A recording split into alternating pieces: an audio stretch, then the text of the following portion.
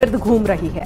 विपक्ष के पास अभी राम मंदिर के मुद्दे की काट में सॉलिड एजेंडा भी नहीं मिला था, तो अब सीएम योगी आदित्यनाथ ने सनातन का मुद्दा छेड़ दिया और कहा कि धर्म सिर्फ सनातन है, बाकी पंथ और संप्रदाय है। दरअसल राजस्थान में जनसभा को संबोधित करने के दौरान सीएम योगी ने कहा, रास्ते अलग हो सकते हैं लेकिन मंजिल सिर्फ एक ही है।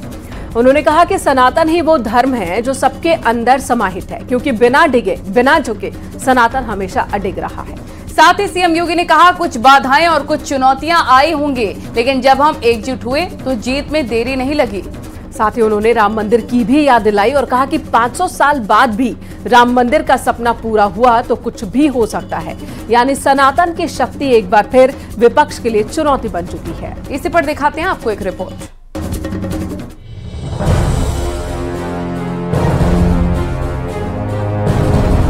राम काज किने बिनु मोहि कहाँ विश्राम।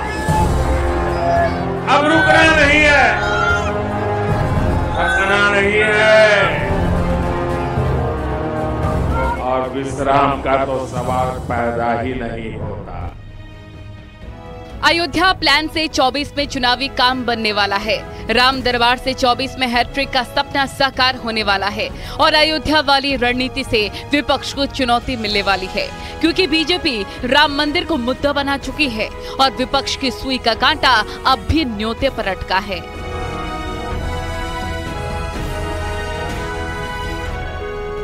श्री राम लला के दर्शन और उसके बाद राजा राम का अभिषेक, ये सौभाग्य राम जी की कृपा से ही मिलता है। बीजेपी के फायर ब्रांड नेता, हिंदुत्व के ध्वजवाहक और भगवाधारी योगी आदित्यनाथ एक बार फिर से सनातन का झंडा बुलंद करने निकले हैं और यूपी से राजस्थान तक संदेश दे रहे हैं, धर्म सिर्फ सनातन है, बाकी पंथ और संप्रदाय है।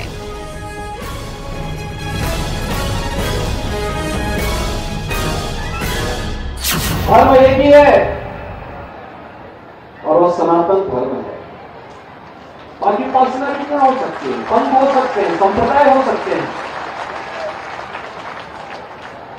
हर देश, हर काल, हर परिस्थिति में जो अपनी जीवंतता को बनाए रखा है,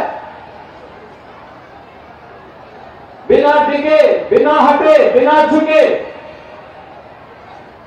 वह बना रहा है। सीएम योगी के हुंकार उन विरोधियों के खिलाफ है जो राम मंदिर पर सवाल खड़े करते हैं, जो हिंदुत्व के खिलाफ रहे, जो जाति धर्म के नाम पर सनातनियों को बांटने की कोशिश कर रहे थे।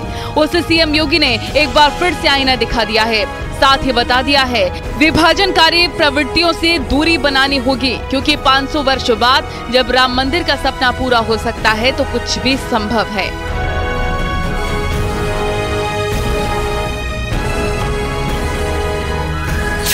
अयोध्या में मर्यादा पुरुषोत्तम भगवान श्री राम के भव्य मंदिर के निर्माण का कार्य पूरा हो चुका है। 22 जनवरी को 500 वर्षों के इंतजार के बाद प्रभु राम अपने भव्य मंदिर में विराजमान होंगे। हर भारतवासी प्रफुल्लित है। दुनिया के अंदर जहां कहीं भी सनातन हिंदू धर्मावलंबी है, वह आज अपने इस गौरवशाली परंपरा पर गौरवान्वित हो रहा है। दरअसल बीजेपी की रणनीति राम मंदिर के सहारे 24 के चुनावी रण में दम दिखाने की है और विपक्ष को घेरने का मकसद, क्योंकि जो कभी राम मंदिर से दूरी बनाया करते थे वो भी अब न्योते के इंतजार में हैं और इसी पर तकरार जारी है।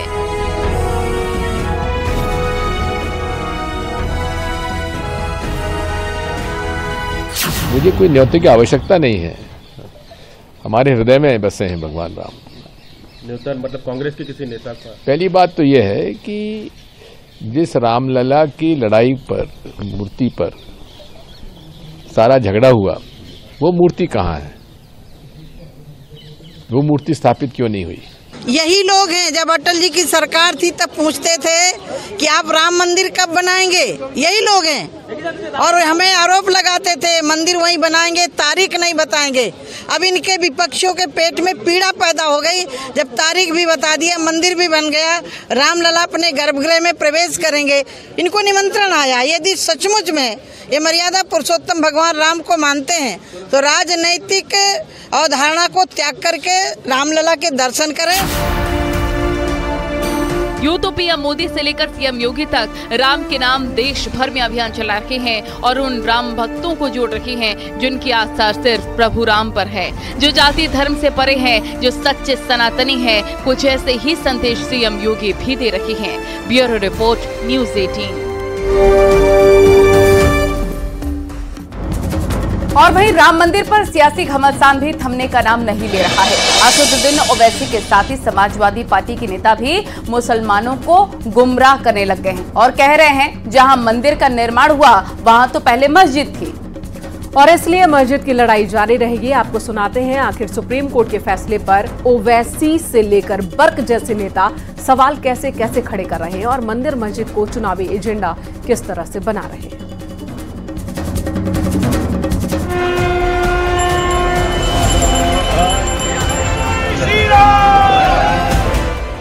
भव्य दिव्य राम मंदिर करीब करीब बनकर तैयार हो चुका है। देश के बच्चे बच्चे की जुबान पर राम का नाम है। पीएम मोदी से लेकर सीएम योगी तक प्राण प्रतिष्ठा की तैयारी में लगे हैं। लेकिन कुछ ऐसे भी नेता हैं जो सिर्फ अयोध्या को सियासी अखाड़ा मान रहे हैं, जो मंदिर मस्जिद के नाम पर लोगों को भड़का रहे हैं और उस फैसले से भी खुद को दूर रख चुके हैं जो सुप्रीम कोर्ट से आया था। हमारी मस्जिद हमने खो दी और वहां पर क्या किया जा रहा है आप देख रहे हैं। नौजवानों, क्या तुम्हारे दिलों में, हमारे दिलों में तकलीफ नहीं होती कि जिस जगह पर हमने 500 साल हय्या अल सलाह और हय्या अल फलाह की सदाएं दी, जहां पर हमने बैठकर कुरान करीम का जिक्र किया, जहां पर हमने बैठकर सलातो सलाम के नजराने पेश किए, आज वो जगह हमारे हाथ में नहीं है। असदुद्दीन ओवैसी ने अयोध्या के नाम पर मुसलमानों को भड़काने की कोशिश की और जब सवाल पूछे गए तो बिना संकोच अपनी बातों पर अडिग रहे और कह दिया आवाज उठाएंगे चाहे गोली ही क्यों न मार दो। तो क्या मैं 6 दिसंबर की याद नहीं दिलाऊं? 6 दिसंबर अगर नहीं होता तो जजमेंट क्या आता? गलती क्या है बोलने में? गोली मारेंगे क्या? गोली चला चुके हैं गाड़ी पे, अभी और चलाइए, और क्या करना है? मगर मेरा फ्रीडम एक्सप्रेशन है, मैं एक सवाल उठा रहा हूं। अगर आप बोलेंगे नहीं उठा सकते तो कि भाई ये क्या इजराइल है या फिर आपको ये नॉर्थ कोरिया है? जमहूरियत है, मेरा इख्तियार है, मेरा हक है। असदुद्दीन ओवैसी ही नहीं बल्कि खुद को मुस्लिमों का रहनुमा बताने वाले समाजवादी पार्टी के सांसद और एमएलए भी नौजवानों को भड़काने में पूरा योगदान दे रहे हैं। सपा एमएलए जियाउर रहमान बर्क ने कहा निमंत्रण मिले या नहीं मिले अयोध्या नहीं जाऊंगा, क्योंकि जहां राम मंदिर का निर्माण हो रहा है वहां मस्जिद थी।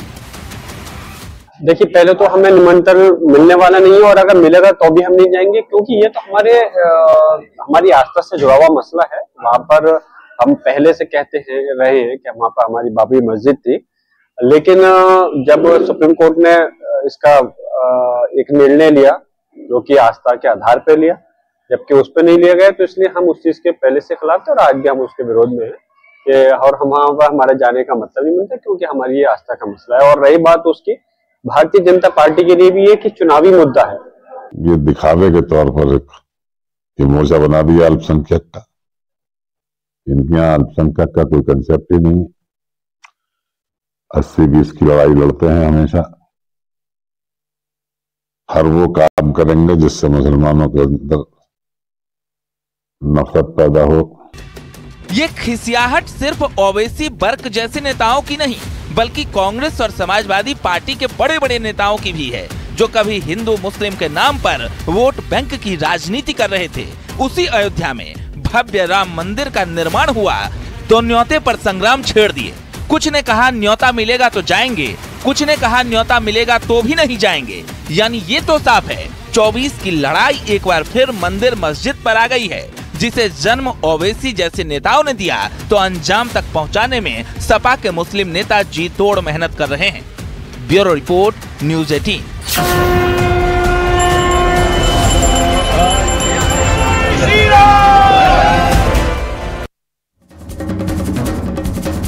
तारीख थी 20 दिसंबर 2013 जब मोदी ने पहली रैली काशी में की थी। देश में मोदी लहर पूरी तरह से परवान पर, तो जो सिलसिला उस वक्त शुरू हुआ वो आज भी जारी है। उस वक्त युवा वोटर्स में पीएम मोदी का ऐसा क्रेज हाई था कि बस मोदी मोदी की ही गूंज थी। इसी समीकरण और इसी लहर को बरकरार रखने के लिए 2024 में भी बीजेपी युवा वोटर को साधने के लिए रूपरेखा तैयार कर रखी है। अगर रिपोर्ट के मुताबिक बात करें तो आंकड़ों पर नजर डालें। 2009 के चुनाव में 72 करोड़ वोटर्स थे और 2014 में 11 करोड़ नए वोटर बढ़ गए। और इसके बाद 2014 में वोटर्स की संख्या 83 करोड़ हो गई। फिर बात 2019 की करें तो इस साल 7 करोड़ नए वोटर्स बढ़ गए और 2019 में वोटर्स की संख्या 91 करोड़ तक पहुंच गई। जानकारी है कि 2024 में करीब 9 करोड़ नए वोटर्स जुड़ेंगे और 2024 में वोटर्स की संख्या हो जाएगी 100 करोड़।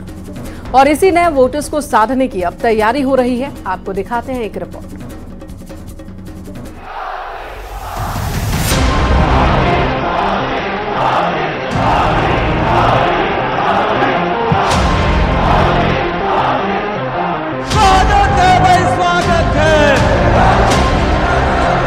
युवा वोटर्स में पीएम मोदी का क्रेज।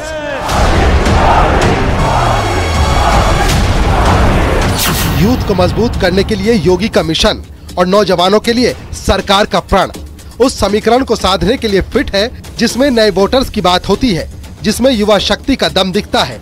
और इसी दम को दिखाने के लिए बीजेपी 24 के रण में उतर चुकी है, वो भी उस वोट बैंक के साथ जिस पर अब तक किसी की नजर नहीं पड़ी। बीजेपी 12 से 24 जनवरी तक अभियान चलाएगी। इस दौरान युवा और नए वोटर्स को संदेश दिया जाएगा। नए वोटर्स को 10 साल के मोदी सरकार के काम बताएंगे, युवाओं को 2014 से पहले का अंतर बताएंगे और नए वोटर्स को वोटिंग के लिए जागरूक करेंगे। चुनावी ऐलान से ठीक पहले बीजेपी अब युवाओं को जोड़ने के लिए अभियान चला रही है और समीकरण बैठाने की कोशिश है ताकि 400 पार के नारे को साकार किया जाए। भारतीय जनता पार्टी 14 जनवरी से 21 जनवरी तक अभियान चलाने जा रही है, जिसमें युवाओं को लेकर एक विशेष अभियान रहेगा और युवाओं को बताया जाएगा कि 2014 से पहले का भारत कैसा था और आज का भारत कैसा है। युवाओं को यह भी संदेश दिया जाएगा कि उनकी उम्र 18 के पार है और क्यों कर रहे हैं वो इंतजार, जल्दी करें मतदान, यानी कि मतदान के लिए भी युवाओं को प्रेरित किया जाएगा। दरअसल पूरे देश में बीजेपी ने 10 करोड़ नए वोटर्स को जोड़ने का लक्ष्य रखा है, तो वहीं उत्तर प्रदेश में यह आंकड़ा करीब 3 करोड़ के पार है, जिसे साधने के लिए वोटर चेतना अभियान चलाया जा रहा है। यूपी में अब तक 21 लाख से ज्यादा नए वोटर जोड़े गए। 10,46,000 नए पुरुष वोटर जुड़े हैं। नए वोटर्स में 11,26,000 महिलाएं। फिर से वोटर लिस्ट में नाम होंगे शामिल। करीब 3 करोड़ नए वोटर्स जोड़ेगी बीजेपी। यानी इस बार नए वोटर्स बीजेपी के लिए गेम चेंजर साबित होने वाले हैं, जिसकी तैयारी पूरी हो चुकी है। महिला मोर्चा लखपति बहना की योजना चला रही है। पिछड़े वर्ग का मोर्चा भी अपने क्षेत्र में जाकर लोगों को अपने साथ जोड़ रहा है। वहीं भारतीय जनता युवा मोर्चा ने 12 जनवरी जो स्वामी विवेकानंद का जन्मदिन होता है, उससे लेकर 24 जनवरी तक एक बड़े संपर्क की योजना बनाई है। इसमें नए मतदाता वे युवक जो पहली बार वोटर बनने जा रहे हैं, उन्हें अपने साथ जोड़ेगी। इसके अलावा बीजेपी ने अपना वोटर बेस बढ़ाने के लिए ज्ञान फॉर्मूला भी तैयार किया है।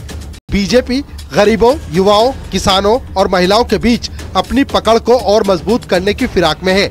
इन 4 वर्गों में मतदाताओं का बड़ा हिस्सा आ जाता है, जो किसी की सरकार बनाने में सबसे कारगर है। और इसी में अगर नए वोटर्स को जोड़ दिया जाए तो फिर अब की बार 400 पार की राह और आसान हो जाएगी। Bureau report, news 18।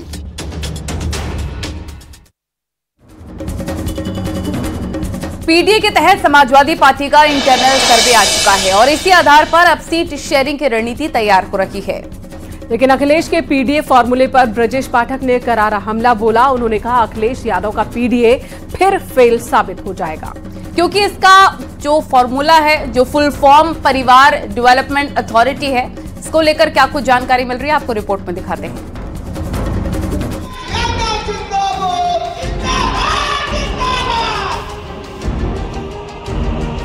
Uttar Pradesh की राजनीति में जाति, धर्म, अगड़ा पिछड़ा और विचारधारा की फाइट है। अखिलेश यादव MY से इतर तेजी से राजनीतिक परिदृश्य में खुद को ढालने की कोशिश कर रहे हैं और अभियान से उस वर्ग को साधने जा रहे हैं जिससे PDA फॉर्मूले को धरातल पर उतारा जा सके। लेकिन उसी PDA में छिपी है वो राजनीति जिस पर अब बीजेपी भी हमलावर है। अखिलेश यादव ने अपने PDA का मतलब बताया P4 पिछड़ा, D4 दलित और A4 अल्पसंख्यक। वहीं बीजेपी ने पलटवार करते हुए अपने PDA का मतलब बताया P4 परिवार, D4 डेवलपमेंट और A4 अथॉरिटी। ब्रजेश पाठक ने दावा किया कि अखिलेश का PDA MY की तरह फ्लॉप साबित होगा और बीजेपी सभी 80 सीट जीतेगी।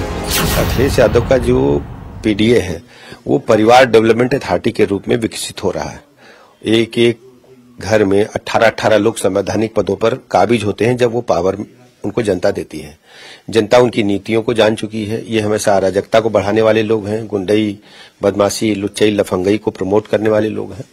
भारतीय जनता पार्टी की सरकार माननीय प्रधानमंत्री नरेंद्र मोदी जी के नेतृत्व में गरीब कल्याण योजनाओं को जन जन तक पहुंचाने में सफल रही है।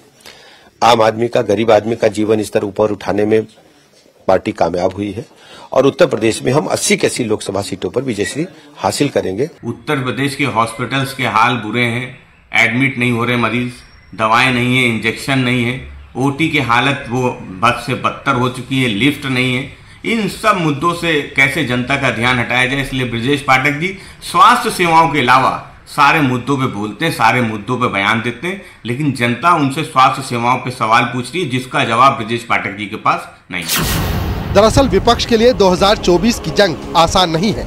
उत्तर प्रदेश में विपक्ष की राजनीति कबीलाई टाइप है, यानी अलग अलग हिस्सों में अलग अलग जाति के लोग अलग अलग महत्व पर वोट कास्ट करते हैं। शायद यही वजह है कि अखिलेश यादव ने मुसलमान और यादव के परसेप्शन से बाहर निकलकर पिछड़ा, दलित, अगड़ा, अल्पसंख्यक, आदिवासी और आधी आबादी का नारा दिया है। और उत्तर प्रदेश और बिहार की विशेष रूप से कबीलाई राजनीति है, तो मुझे लगता है कि शायद अखिलेश जी ने इस प्रदेश की कबीलाई राजनीति को ध्यान में रखते हुए उन्होंने PDA की बात या जहन में उनके आई कि अब ये संभव नहीं है कि किसी एक जाति को लेके, किसी एक वर्ग को लेके हम राजनीति की लंबी लड़ाई लड़ सकते हैं। मुझे लगता है कि शायद PDA का कॉन्सेप्ट अखिलेश का यही है। एक तरफ समाजवादी पार्टी कांग्रेस के साथ सीट शेयरिंग के फाइनल निष्कर्ष पर नहीं पहुंच पाई है। ऐसे में क्या PDA का नारा देकर कांग्रेस पर दबाव पॉलिटिक्स की राजनीति हो रही है या फिर बीजेपी के सामने खुद को मजबूती के साथ खड़ा करने की नीयत?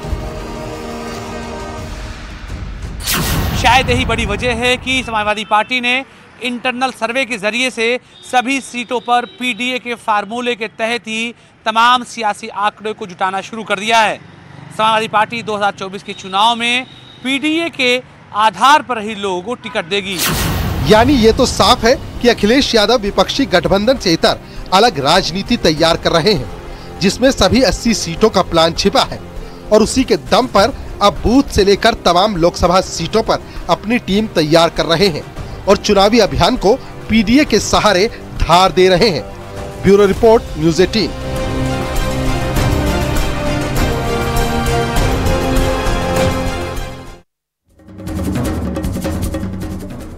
इधर हिट एंड रन को लेकर बने नए नियम पर हंगामा मच गया पूरे देश में। वो हंगामा अब शांत हो चुका है, लेकिन इस कानून को लेकर कई ऐसी चीजें हैं जिसे जानना बेहद जरूरी है। सबसे पहले आपको बताते हैं ये कानून है क्या और इसकी जरूरत क्यों पड़ी। भारतीय न्याय संहिता की धारा 104 में हिट एंड रन का जिक्र है, जिसमें जेल और जुर्माने की सजा का प्रावधान है। घटना की सूचना देने पर सजा में छूट भी है, लेकिन बिना सूचना भाग जाने पर कड़ी सजा का प्रावधान है, जिसमें 10 साल तक जेल और 7 लाख रुपए तक का जुर्माना है। जहां तक नियम की जरूरत की बात करें तो सूचना देने पर समय रहते जान बचाई जा सकती है। हादसों में मौत के आंकड़ों में कमी आएगी। पुलिस को सूचना से घायल की मदद भी होगी। घायलों का समय पर इलाज हो सकेगा। पुलिस के लिए जांच में भी आसानी होगी। अब इस कानून को लेकर कुछ लोगों के मन में भ्रम भी है, जिसे दूर करना बेहद जरूरी है। भ्रम क्या है वो भी आपको बता देते हैं। घायलों की मदद पर जान का खतरा हो सकता है, ये बहुत बड़ा भ्रम है। भीड़ के गुस्से का सामना करना पड़ सकता है। भ्रम है कि जहां हादसा हुआ है वहीं से सूचना देना जरूरी है। बिना जांच की गिरफ्तारी हो जाएगी। ड्राइवर्स को कानून से डर लग रहा है, लेकिन हकीकत कुछ और ही है। मदद करने पर सजा में छूट मिलेगी। हादसे वाली जगह से दूर जाकर भी पुलिस को जानकारी दी जा सकती है, यानी कि कहीं से भी हादसे की आप सूचना दे सकते हैं। सजा का अधिकार सिर्फ कोर्ट को ही है। डर की बजाय मदद से जान बच सकती है। इसलिए हिट एंड रन की जानकारी दीजिए, डरिए नहीं। और इसी पर देखिए ये रिपोर्ट।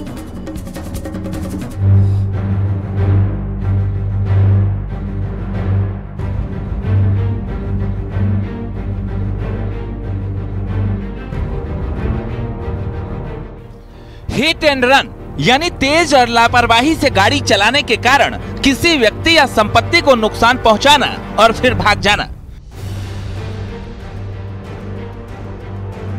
भारतीय न्याय संहिता की धारा 104 में इसे परिभाषित किया गया है। मोटर चालकों से जुड़े हिट एंड रन दुर्घटना मामलों पर नए दंड कानून के प्रावधान के खिलाफ देश भर में काफी हंगामा हुआ। फिलहाल हड़ताल कर रहे ट्रक ड्राइवर्स और सरकार के बीच सुलह के बाद स्थिति सामान्य हो गई है। मतलब कि जो एक अफवाह था वो अफवाह दूर हो चुका है। अब आपके तरफ दूर है और सारी गाड़ियां सड़कों पे। हम अपील कर रहे हैं अपने पायलट से भी, ड्राइवरों से भी कि कृपया अपने अपने कामों पे लौट आएं। जो कानून 304A में पहले चलता था, जो पहले से ही बना हुआ है, वो एक्ट 1989 से चलता आ रहा है, वही एक्ट अभी लागू रहेगा। 106(2) जिसका कि उनको खतरा था कि भाई 10 साल की सजा और 7 लाख जुर्माना, ये ड्राइवर नहीं भुगत सकता और उसमें फ्लॉ भी बहुत थे। सबसे पहला सवाल है कि आखिर इस नए नियम की जरूरत क्यों पड़ी। इसके लिए ये सबसे जरूरी बात है कि सूचना मिलने पर समय रहते जान बच सकेगी। फिलहाल हिट एंड रन के मामलों में सबसे बड़ी बात यह भी है कि अपराध वाली जगह पर प्रत्यक्ष सबूत का अभाव होता है। इस वजह से पुलिस अधिकारियों के लिए जांच को आगे बढ़ाना बेहद मुश्किल हो जाता है। कानून के जानकार इसे सरकार की अच्छी पहल बता रहे हैं। कोई भी कानून बनता है तो देश की जनता के हित के लिए बनता है और केवल जो ये लोग हड़ताल की हैं, इससे केवल इनको, यहाँ तक हमारी समझ में आता है, इनको उसकी समझ नहीं है। केवल उसके ये एक चीज कहते हैं कि हमको 10 साल की सजा हो जाएगी। अरे सजा तो तब होगी जब आप दुर्घटना करके भाग जाएंगे। अगर आप सूचना दे देंगे तो आपको सजा भी नहीं होगी, जुर्माना भी नहीं देना होगा। दुर्घटना होने के बाद भाई भाग जाते हैं ना, किसी सूचना करते हैं पुलिस स्टेशन में, करना चाहिए। एक्सीडेंट हो जाए, मान लीजिए वहाँ पे भीड़ बहुत है, मान लीजिए एक्सीडेंट आपके हो गया तो वहाँ पे खतरा रहता है आपको, तो आगे जाके 112 नंबर पे, 100 नंबर पे डायल कर दीजिए या अगले पुलिस स्टेशन पे जाके वहाँ सूचित कर दीजिए हमसे एक्सीडेंट हो गया है। अगर इस बता देंगे तो आपको कोई सजा नहीं होगी। सड़क परिवहन मंत्रालय के आंकड़ों की माने तो देश में सड़क दुर्घटनाओं में हिट एंड रन के मामले लगातार बढ़ रहे हैं। साल 2020 में हिट एंड रन के मामलों में 23,159 लोगों की जान चली गई। वहीं साल 2021 में यह आंकड़ा बढ़ा और इस बार 25,938 लोगों को अपनी जान से हाथ धोना पड़ा। सरकार की कोशिश है कि इन आंकड़ों में कमी लाई जाए। पूर्व पुलिस अधिकारी भी मानते हैं कि कानून का स्वागत किया जाना चाहिए। सड़कों पर दुर्घटनाओं में लोगों की मृत्यु होती है और अभी तक इसमें दंड का प्राविधान 304A में 279, 338, 304A जो भी सेक्शंस हैं इनमें बहुत कम था। अब इसको बढ़ाकर अत्यधिक किया गया है। नए नियम आने से ड्राइवरों में जो डर है वो इस बात का डर है कि घायलों की मदद पर उनकी जान को खतरा हो सकता है। उन्हें भीड़ के गुस्से का सामना करना पड़ता है, जबकि नए नियम में ये साफ प्रावधान है कि हादसे वाली जगह से दूर जाकर भी पुलिस को सूचना दी जा सकती है। मदद करने पर सजा में छूट का भी प्रावधान किया गया है।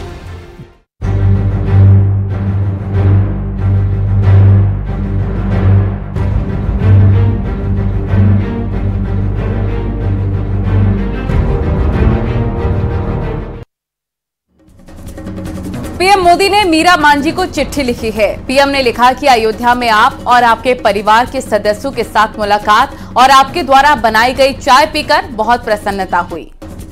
पीएम मोदी ने पत्रों के साथ ही एक गिफ्ट भी भेजा है। इनमें टी सेट और ड्राइंग बुक कलर शामिल है। पीएम मोदी ने चाय के लिए धन्यवाद दिया। पीएम ने मीरा मांझी को पत्र लिखकर नए साल की शुभकामनाएं भी दी और चाय के लिए धन्यवाद भी किया। उन्होंने कहा कि आपका उज्ज्वला योजना के 10 करोड़वीं लाभार्थी बनना एक आंकड़ा भर नहीं है, बल्कि मैं इसे करोड़ों देशवासियों के बड़े बड़े सपनों और संकल्पों के पूर्ण होने की एक कड़ी के रूप में देखता हूं।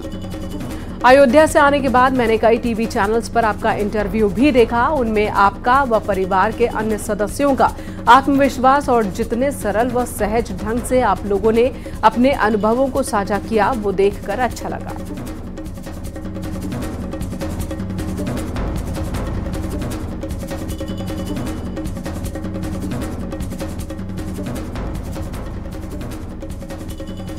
तो आपको बता दें, पीएम मोदी ने चिट्ठी लिखी है मीरा मांझी के घर। जब अयोध्या के दौरे पर आए थे 30 दिसंबर को प्रधानमंत्री नरेंद्र मोदी मीरा मांझी के घर पहुंचे थे। मीरा मांझी जो उज्ज्वला योजना की 10 करोड़वीं लाभार्थी हैं, साथ ही प्रधानमंत्री आवास योजना के तहत इन्हें आवास भी मिला है। इनके घर अचानक ही प्रधानमंत्री पहुंचे थे। इनके घर उन्होंने चाय पी। हालांकि तब प्रधानमंत्री ने काफी देर तक जब बातचीत की तो ये भी जिक्र किया कि चाय में चीनी थोड़ी ज्यादा है। मीरा मांझी को अब चिट्ठी भेजी है प्रधानमंत्री ने। वो चिट्ठी भी इस वक्त हम आपको दिखा रहे हैं, क्या लिखी गई हैं, कौन सी बातें इस चिट्ठी में। प्रधानमंत्री की ओर से 2024 की हार्दिक शुभकामनाएं दी गई हैं। साथ ही जिक्र किया गया है उस दिन का जब प्रधानमंत्री पहुंचे थे मीरा मांझी के घर। चाय पीकर बहुत प्रसन्नता हुई, ये बात भी लिखी है प्रधानमंत्री ने इस चिट्ठी में। आपका और आपके परिवार के अन्य सदस्यों का आत्मविश्वास दिखा, जितने सरल आप हैं, सहज ढंग से आपने लोगों को अनुभव साझा किया, ये देखकर भी अच्छा लगा। तमाम इंटरव्यूज के बारे में ये बात प्रधानमंत्री ने लिखी है।